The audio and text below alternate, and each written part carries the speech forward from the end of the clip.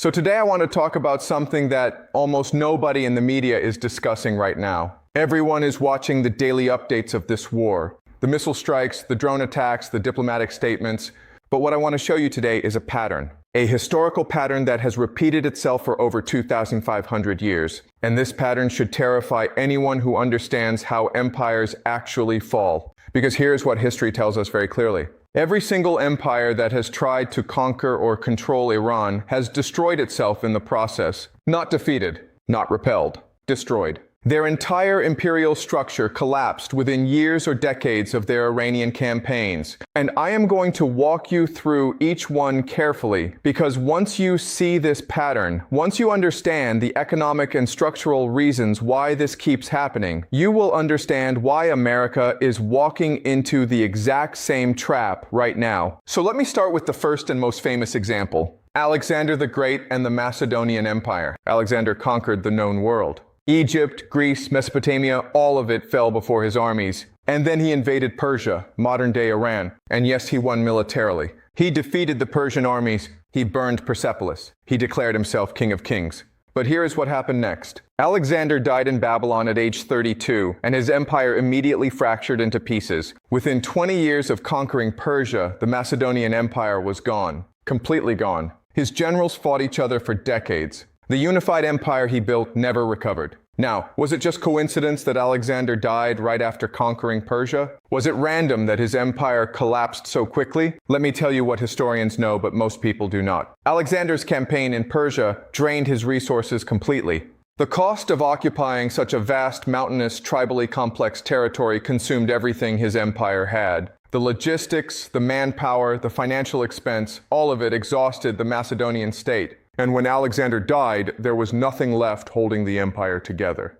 Persia had bled it dry. Now let us move forward several centuries. The Roman Empire. Rome at its peak was the most powerful military force the world had ever seen. Unmatched legions, superior engineering, total dominance over the Mediterranean world. And Rome fought Persia for over 700 years. 700 years of constant conflict along the eastern frontier. And here is what that conflict did to Rome. It drained Roman resources continuously. Every emperor who tried to conquer Persia failed. Emperor Crassus, one of the richest men in Rome, invaded Persia with a massive army in 53 BC. The Persians destroyed his forces completely at the Battle of Carrhae. Crassus was killed. His army annihilated. Emperor Julian the Apostate invaded Persia in 363 AD. He died during the campaign. His army retreated in disaster. The Roman Empire never conquered Persia. And the constant drain of resources, the endless military expenditure, the overextension of legions across an impossibly long frontier,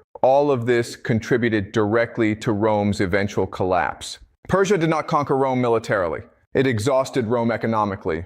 And when the Western Roman Empire finally fell in 476 AD, historians point to many causes. But one of the major structural causes was the unsustainable cost of defending the eastern frontier against Persia for 7 centuries. Now let us jump forward again. The Mongol Empire. The Mongols conquered more territory than any empire in human history. They swept across Asia into Eastern Europe, destroying every army that stood against them. China, Russia, the Islamic caliphates all fell before Mongol horsemen. And then they invaded Persia. And just like Alexander, just like Rome, they won militarily. They conquered Persia. They established the Ilkhanate, a Mongol dynasty ruling Persian territory. But here is what happened.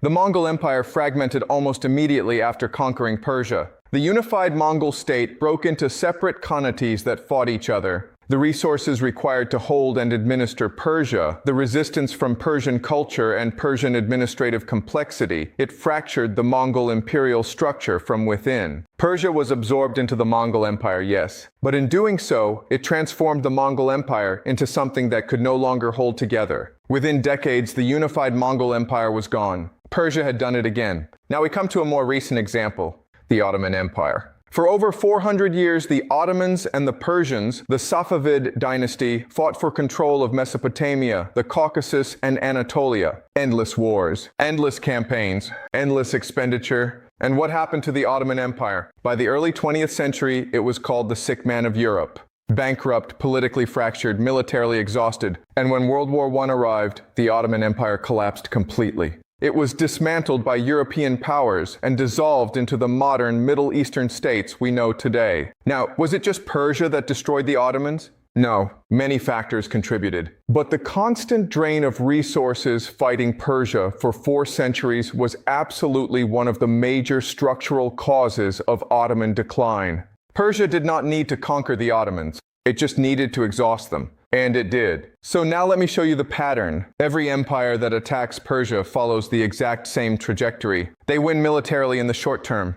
They occupy territory. They declare victory. And then the long-term economic drain begins. The cost of occupation. The logistical complexity of holding mountainous, tribally divided territory. The endless resistance. The resource exhaustion. And within years or decades, the empire fractures, collapses, or declines into irrelevance. This is not a coincidence. This is a structural pattern.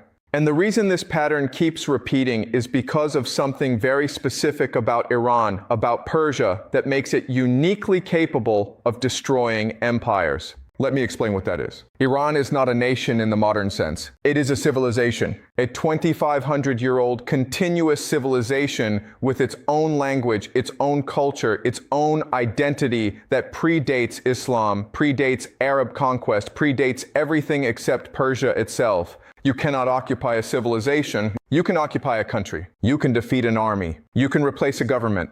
But you cannot occupy a civilization because a civilization does not depend on governments or armies. It depends on culture, language, identity, and historical memory that exists independent of any political structure. When you invade Iran, you are not fighting a government. You are fighting 2,500 years of cultural identity. And that identity does not surrender. It absorbs. It waits. It exhausts. The ancient Persians understood this. The Romans discovered it. The Mongols experienced it. The Ottomans bled from it. And now America is learning it. So let us talk about America. America has been involved in this war for weeks now. Over 7,000 strikes on Iranian targets. Billions of dollars spent. American soldiers dead. And what is the result? The Strait of Hormuz is still closed. Iran is still fighting. There is no clear victory. No endgame. No exit strategy. Just endless escalation. And here is what concerns me most. America is following the exact same pattern as every empire before it. Initial military success, overwhelming firepower, total technological superiority, and then the long grinding economic drain begins. Let me walk you through the numbers because this is where it gets very clear. America is currently spending approximately $500 million per day on this war. Per day. That is $15 billion per month. And this is just direct military expenditure. This does not include the economic cost of disrupted energy markets, rising oil prices, supply chain breakdowns, or the long-term cost of rebuilding whatever gets destroyed. If this war continues for 1 year, and there is no indication it will end anytime soon, America will have spent over $180 billion. For comparison, the entire Afghan war cost America over $2 trillion across 20 years. And what did America get for that? Nothing. Afghanistan is back under Taliban control. $2 trillion.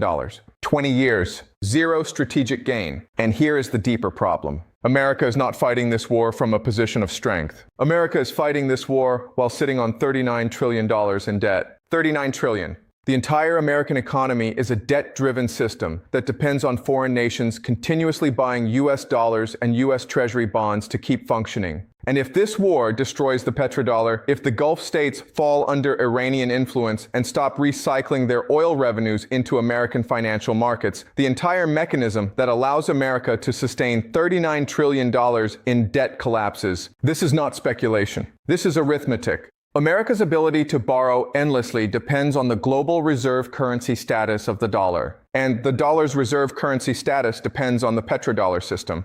And the petrodollar system depends on the Gulf states remaining stable, allied with America, and pricing oil in dollars. This war is putting all of that at risk, not because Iran will defeat America militarily. Iran cannot. But because the long-term cost of fighting Iran, the economic exhaustion, the resource drain, the debt accumulation, all of it pushes America closer to the same cliff that every other empire fell off. And there is something else happening that almost nobody is talking about. America's internal political structure is fracturing under the weight of this war. I explained in a previous video how this war is really about Wall Street versus Silicon Valley, Democrats versus Republicans, elite versus counter-elite, all fighting over who controls Washington, D.C. when the bubbles burst. This war is not uniting America. It is dividing America. and a divided empire cannot sustain a long-term conflict. Rome learned this, the Ottomans learned this, and America is about to learn it. So here's the question I want you to think about very carefully. Why does this pattern keep repeating? Why does every empire that attacks Iran end up destroying itself? The answer is this. Empires are built on resources. Military power, economic wealth, political stability, all of it requires resources. And when an empire overextends itself, when it commits too many resources to an unwinnable conflict, it creates a structural imbalance. The cost exceeds the benefit. The drain exceeds the capacity. And the empire begins to collapse from within. Iran does not need to defeat America militarily. It just needs to survive long enough for America to exhaust itself. And history tells us very clearly that America will exhaust itself because every empire before it did exactly the same thing. They all thought they were different. They all thought their technology, their strategy, their leadership would break the pattern. And they were all wrong. Subscribe for more analysis of this conflict and its deeper historical and economic patterns explained clearly. And tell me in the comments, do you think America can avoid the fate of every empire that came before it? Or is history about to repeat once again? I will see you next time.